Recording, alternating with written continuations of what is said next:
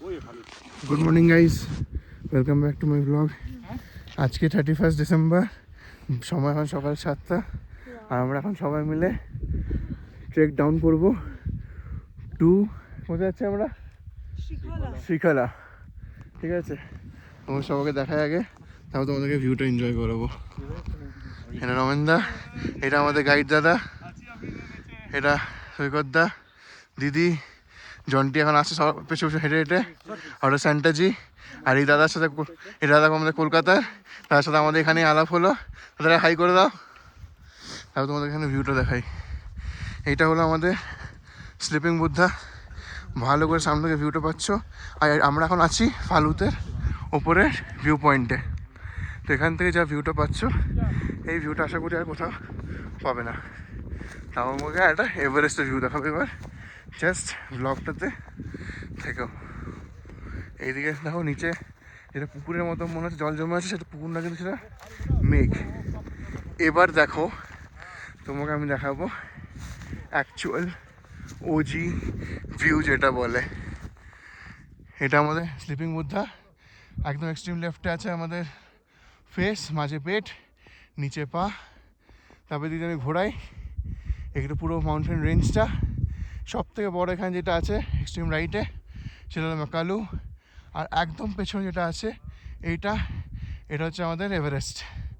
তো এভারেস্টকে এত চোখের সামনে থেকে দেখা, জানি না পরবর্তীকালে ফিউচারে আবার কবে পসিবল হবে কি হবে না।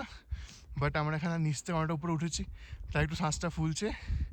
বাট এই ভিউটার জন্যে এত দূর ট্রেক করে আসা সব কিছু কিন্তু ওয়ার্থ ইট। এই জিনিসটা নর্মালি কিন্তু বাড়িতে বসে ক্যামেরাতে দেখে সেই মজাটা পাবে না।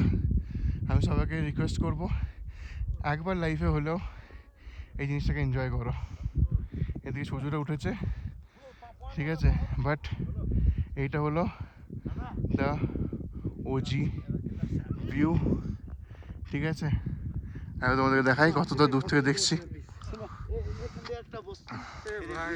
দেখো, ঠিক আছে, সবাই এখন নিচে দাঁড়িয়ে এখন তোমাদের যে দেখালাম, ঠিক আছে।